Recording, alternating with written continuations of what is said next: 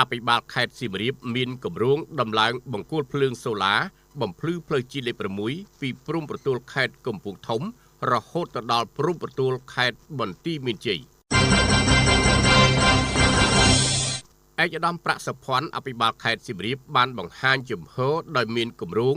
ដំឡើងបង្គោលភ្លើងសូឡាបំភ្លឺផ្លូវជាតិលេខ6ពីព្រំប្រទល់ខេត្តកំពង់ធំរហូតទៅដល់ព្រំប្រទល់ខេត្តបន្ទាយមានជ័យ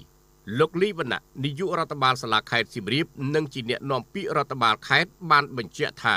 ក្នុងឱកាសលោកឌឿនជីងអនុប្រធានក្រុមហ៊ុន Medphone និងក្រុមការងារបានជួបសម្ដែងការគូសមជាមួយឯកឧត្តមប្រាក់សុភ័ណ្ឌអភិបាលខេត្តសៀមរាបក្រុមហ៊ុន Medphone បានបង្ហាញមិនត្រឹមតែផលិតផលសេវាទូរស័ព្ទរបស់ខ្លួនតែប៉ុណ្ណោះទេ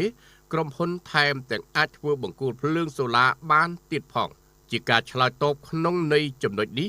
ឯកឧត្តមប្រាក់សុភ័ណ្ឌអភិបាលខេត្តសៀមរាបបានលើកឡើងពីគម្រោងដំឡើងបង្គោលភ្លើងសូឡាបំភ្លឺផ្លូវជាតិលេខ6ពីព្រំប្រទល់ខេត្តកំពង់ធំ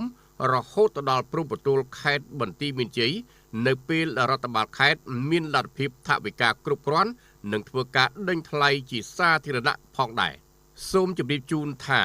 នៅសាលាខេត្តសៀមរាបនាថ្ងៃទី13ខែមីនាឆ្នាំ2026ក្រុមហ៊ុន Medphone បានបង្ហាញគម្រោងក្នុងការដំឡើងបង្គោលភ្លើងសូឡាតាមបណ្ដោយផ្លូវជាតិលេខ6ពីព្រំប្រទល់ខេត្តកំពង់ធំរហូតដល់ព្រំប្រទល់ខេត្តបន្ទាយមានជ័យដែលជាផ្នែកមួយក្នុងការអភិវឌ្ឍខេត្តសៀមរាបឲ្យកាន់តែមានសោភ័ណភាពសុវត្ថិភាពនិងងាយស្រួលសម្រាប់បងប្អូនប្រជាពលរដ្ឋក្នុងការរស់នៅនិងធ្វើដំណើរក្នុងជំនួបនេះលោកឌឿនជីនបានបង្ហាញពីគោលបំណងនៃការរួមចំណែកចំពោះគម្រោងទីក្រុងឆ្លាត Smart City ក្នុងការអភិវឌ្ឍទីក្រុងសៀមរាបដើម្បីកាត់បន្ថយការប្រើប្រាស់អគ្គិសនីជំនួសដោយការប្រើប្រាស់ថាមពលសូឡាការគ្រប់គ្រងប្រព័ន្ធភ្លើងចរាចរណ៍រួមជាមួយការដំឡើងកាមេរ៉ាសុវត្ថិភាពក្នុងទីប្រជុំជនផងដែរឯកឧត្តមប្រាក់សុភ័ណ្ឌអភិបាលខេត្តសៀមរាបបានថ្លែងអំណរគុណយ៉ាងជ្រាលជ្រៅចំពោះក្រុមហ៊ុន Medphone ដែលបានចូលរួមសហការអភិវឌ្ឍខេត្តជាមួយនឹងរដ្ឋបាលខេត្តពិសេសចូលរួមគម្រោងទីក្រុងឆ្លាតវៃ Smart City ឲ្យកាន់តែប្រសើរឡើងថែមទៀត